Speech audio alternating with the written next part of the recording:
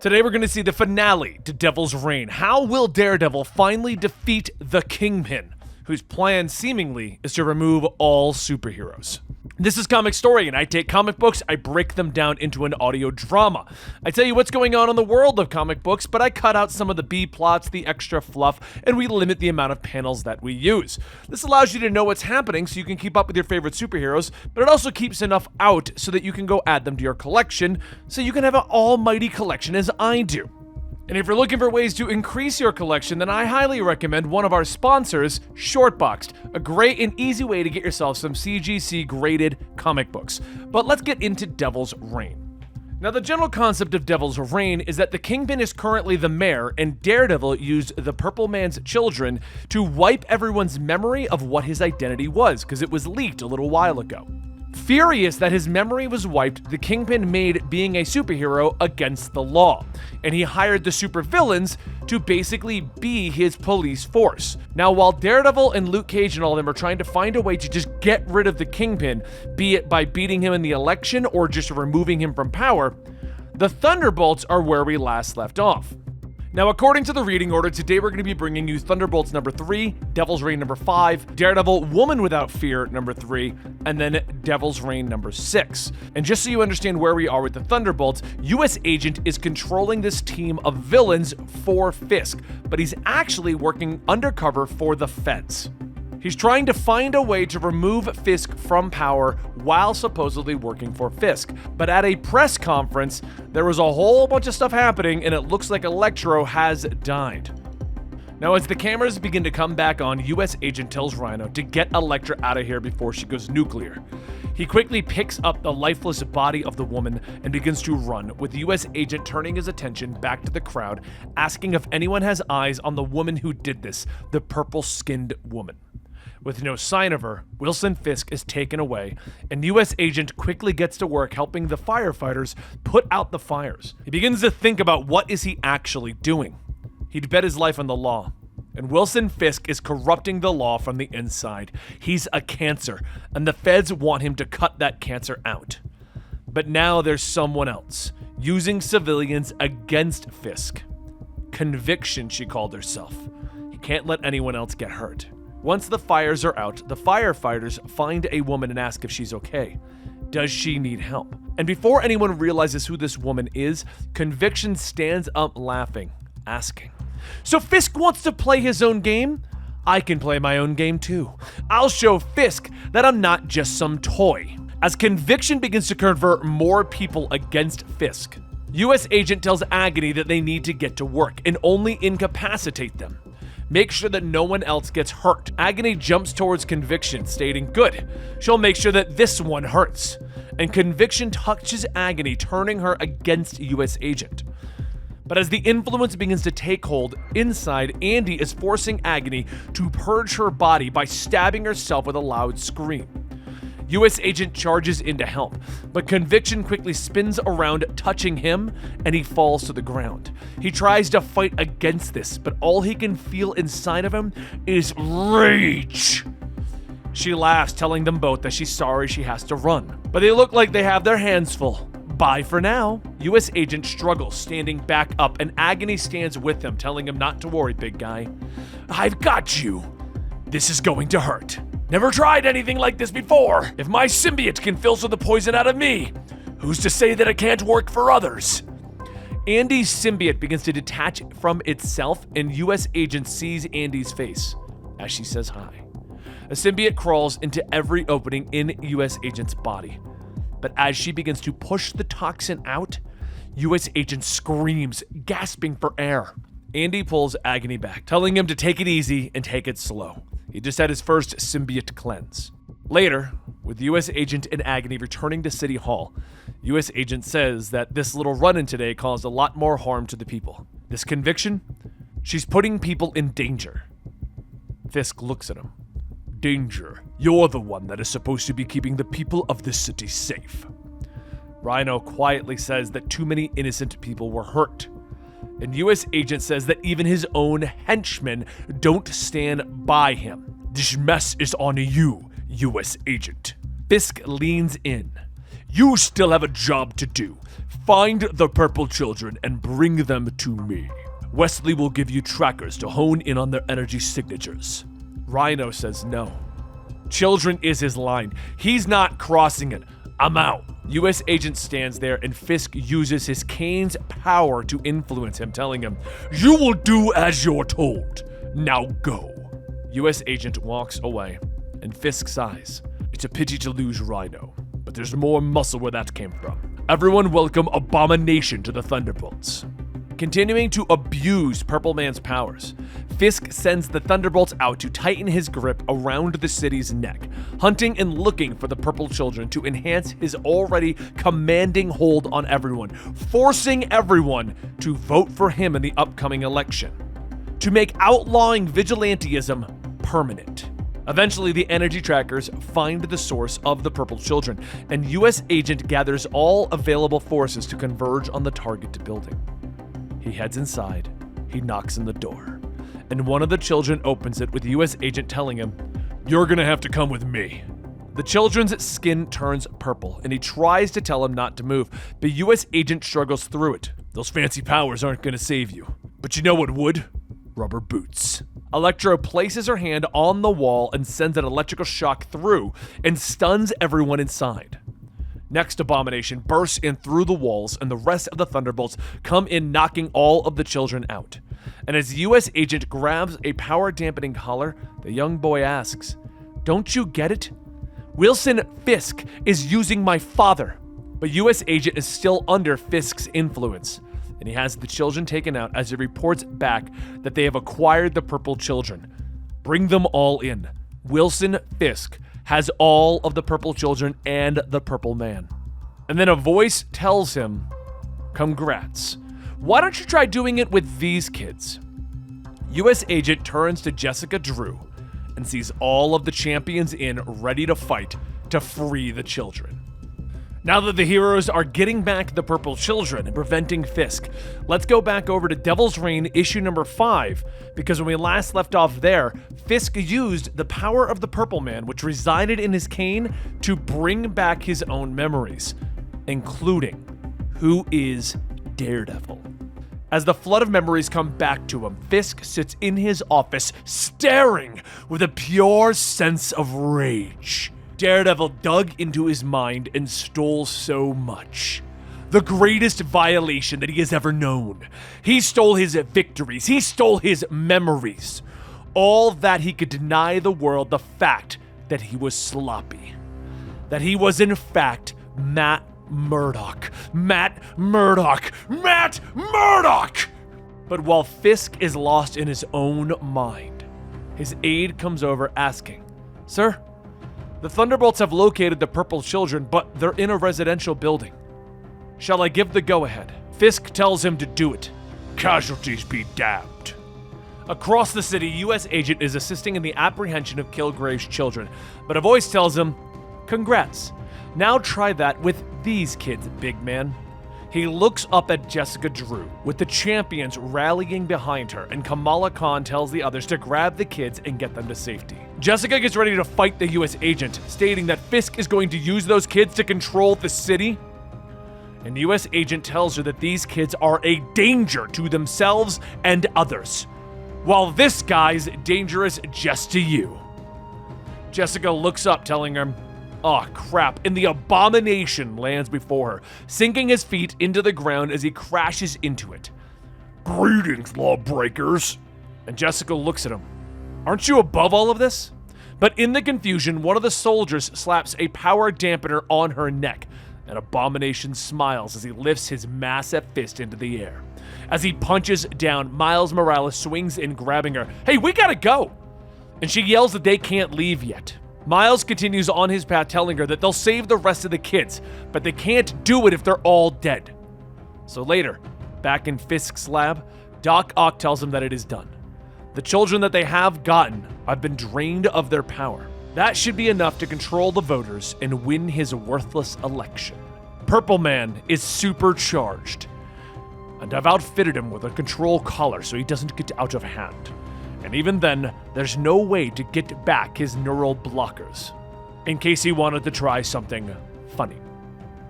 Fisk holds up his cane. That is why Spider-Man always defeats him. He is short-term. He can't think beyond himself or themselves. Escort the unwanted Otto Octavius out, please. As Fisk gives the command, Doc Ock asks, "What are you?" But that's when the Hulk variant of Otto Octavius says, of course, throwing himself and Doc Ock out the window. Next, Fisk lets Kilgrave out of his prison, telling him that he wants everyone to know what happens next is his fault for all of his crimes. Kill them. Burn the city to the ground if you must. Kill every hero that ever dared to try and stop me from achieving my true potential. A few moments down on the street, two other multiversal versions of Doc Ock, a Johnny Blaze one and a Wolverine one, jump down asking what happened. And the Hulk version says he doesn't know. But Doc Ock says, "It was Fisk! He's lost it! But then suddenly, the Otto Octavius multiversal variants all turn and walk away, joining the crowd of mind-controlled Thunderbolts. US Agent tells Doc Ock to stand down. "You're not the target here." Across from them, both Captain America and Daredevil call out for the Avengers to assemble, all of them now equipped with neuro-blockers to protect themselves from the supercharged Purple Man. As the battle begins, Spider-Man begins to web up the other Otto Octavius variants, telling Doc Ock, "Sorry, but as usual, you're not really high on the list of priorities right now. Unless you know a certain Purple Man, because we would love to talk to that guy." But through the chaos, a man says, of course, as long as they don't mind it being a group conversation. As Kilgrave sits on the shoulders of the massive gathering of civilians, Captain America looks over, telling him, "We have a problem." And Luke Cage tells him, "Oh God, Kilgrave got everyone." Meanwhile, elsewhere, Mike Murdock, Daredevil's twin brother, returns to his apartment telling everyone that he can fix this. He can help Butch out. He just needs to... Wait, why is my apartment trashed? Were they looking for the stone? Mike opens up a hidden compartment and lets out a sigh of relief as he realizes what he's talking about is still there. And he takes out the Norn stone as a shadow begins to loom over him. Suddenly, a giant hand grabs Mike Murdock by the face, and Fisk throws him across the room. "This is your fault!" Mike looks up. "Fisk? I don't know what's going on, but..." And Fisk charges in, grabbing him by the throat. "There will be no more games, Daredevil!" Bleeding from his head, Mike struggles to breathe. "I'm not Daredevil!" But Fisk shouts to stop pretending to be blind or pretending to be a hero. "All while you violated all of our minds. I should have done this a long time ago." Fisk holds Mike against the wall and, while pulling back a massive arm, punches Mike's head into it.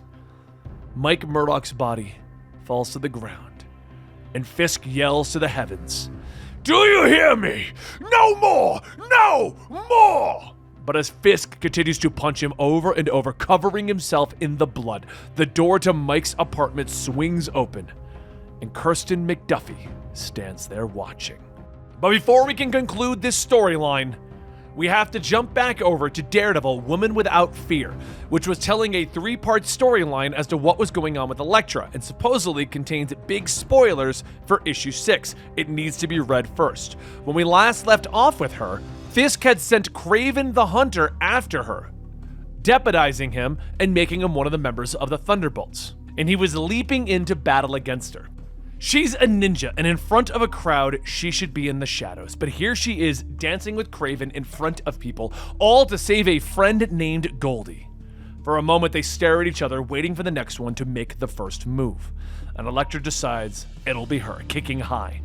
As her and Kraven go back and forth, they each effortlessly evade each other's attacks until Kraven mixes it up, landing a punch on the side of Elektra's head. He takes out his knife, telling her, "You are a graceful foe, but lacking the power to withstand." But before he could finish the sentence, he's hit with a snowball, and Goldie shouts, "Leave her alone!" Elektra scoffs at herself, stating that she was just saved by a mild-mannered lawyer. Embarrassing. Almost as embarrassing as going at this in a full public display. She isn't Matt Murdock. She pretends to be the people's Daredevil, but that's not who she is. She is an assassin. She is Elektra. With that knowledge on her mind, she runs into the nearby school.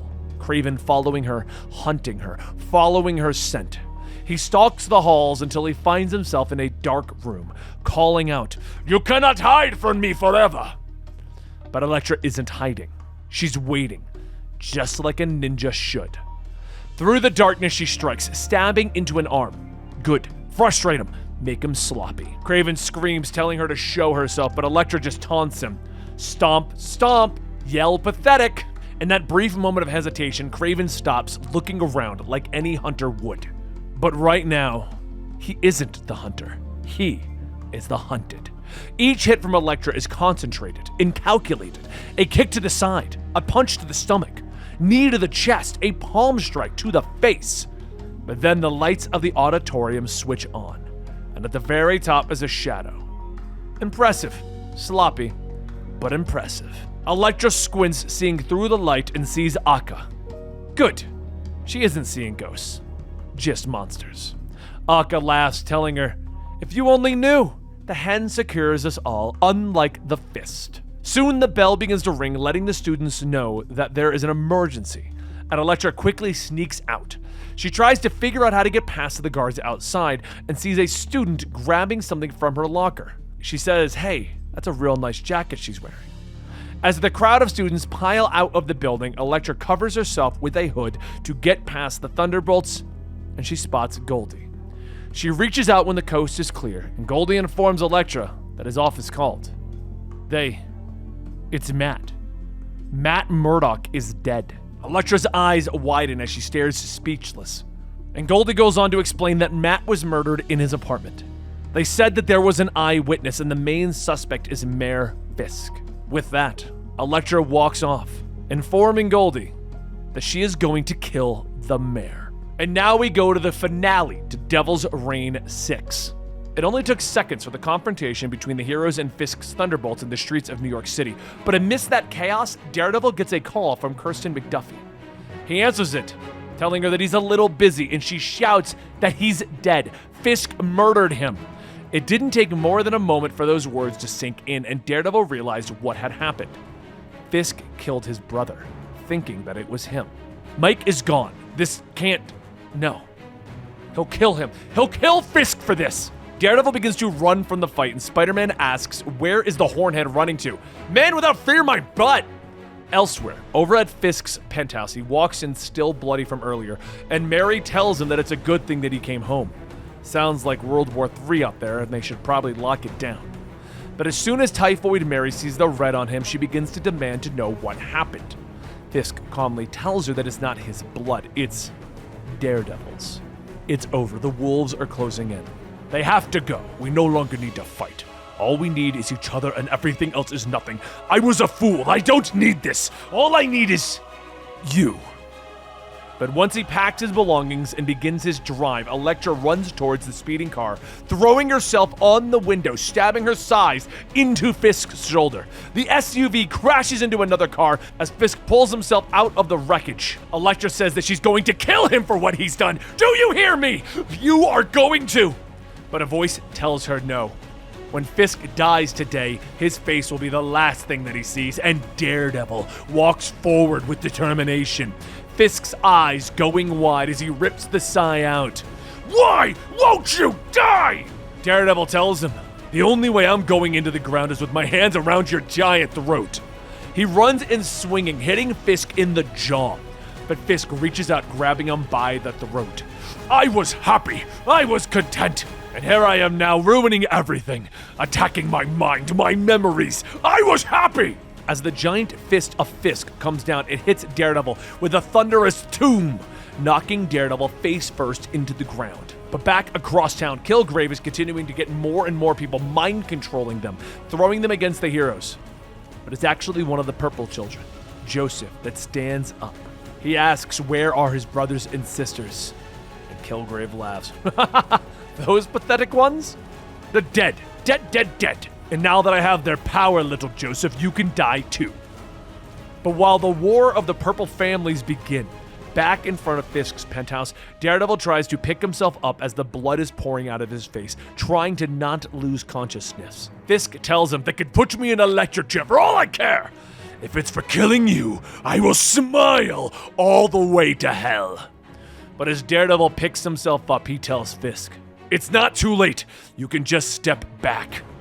Once on his knees, he holds the cane that Fisk has been using to influence everyone, and Fisk steps back. "No." Daredevil tells him, "I want you to suffer. Suffer for all of your sins. I want you to think about all of the lives that you destroyed." Fisk's eyes glow purple, and he begins to relive all of the terrible things that he's done, all of the lives that he's ruined.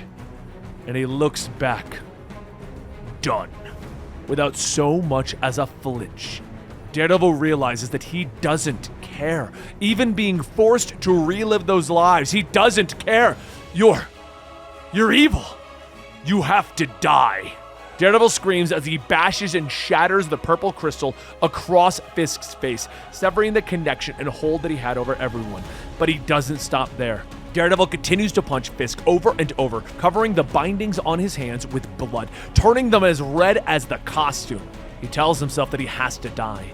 Fisk has to die because they kill monsters. Heroes slay Goliath. He reaches over to the side, wrapping his hand around it, lifting it into the air. But before he can thrust it into Fisk's head, Elektra tells him, "Wait, I won't stop you. God knows that I've killed men who deserved less. You're not an assassin. You're not a killer in the shadows, Matt. You're an idiot who decided to wear this and decided to be a symbol. People are watching. What kind of a symbol do you want to be? What kind of a man do you want to be?" Daredevil lowers his arm. I killed." And Elektra tells him, "I know." Back across town, the heated battle between Kilgrave and Joseph died down as Fisk's supercharged crystal was destroyed. With his seemingly unlimited power now restricted, Kilgrave couldn't even muster up the strength against Joseph, and he was taken down. Even with Kilgrave off the board, Joseph still lost. He lost his family. At least he thought, until he saw his brothers and his sisters. Later, a few Thunderbolts sit in a police van as they transport Fisk away. And one says that this is a pretty big deal. Arresting a sitting mayor? He leans forward asking if it's true. Did he try and control everyone in the city just to stay mayor? The other guard takes off his helmet. "Who knows?" And Butch smiles. "That's just small thinking." As the van stops and Fisk is let out, he has walked into a large mansion owned by the Stormwinds. He looks about asking, "What is this?" And Quinn smiles, telling him that he got himself into a bit of trouble. "Luckily, your son came to me for help." Butch says that the Stormwinds approached him with a great deal. He can operate with total immunity in New York, and all he has to do is increase crime rates in the areas they want to buy up. Una sits with a poster telling the mayor that it may be done. But since they put him in the mayor's seat, he can only go up. "What do you think about Fisk for president?" Quinn tells him, "Of course. You'd be working for us now. We'll guide you through all the policy stuff, but if you agree to this, you can be a free man. What do you say? Shake on it?" Fisk reaches out, shaking Quinn's hand, and then begins to crush it. He needs to show Butch what it means to be a Fisk. And Fisk bows to no man. Butch begins to help fight off security, asking, "What are you doing?" Fisk tells him, "I know what I'm doing. Deep down, you might call yourself Butch Ferris, but you are a Fisk. I can't change that I wasn't there for you. But I can be there for you now. Tell them all in whispers through the streets that you killed me. The mayor attacked the city, murdered Matt Murdock, and then you rose up. You took what was his, the crown." As Fisk leaves, Butch pauses for a moment and falls down, asking, "Matt Murdock? Oh, no. I should have listened to him. Mike, oh my God." The days begin to pass, and as things slowly begin to return to normal, atop a building, Elektra asks if he's sure about this. And Daredevil tells her, yeah, he is. Matt Murdock is dead. The world thinks so, at least. He has nothing here now. It's a horrible road. Death, prison, but he's ready now. Ready to think prisoner. Ready to think bigger. No more street fights. No more Wilson Fisk. She wanted him to join her, to start the fist, to take down the hand. And he's ready. But he has ideas beyond that. Now let's go save the world.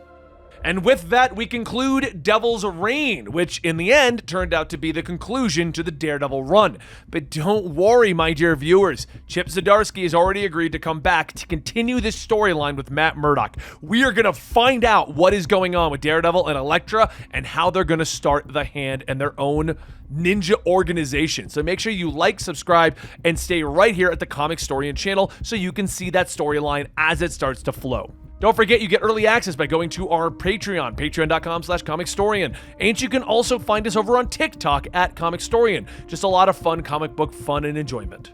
We'll see you guys next time right here at Comicstorian.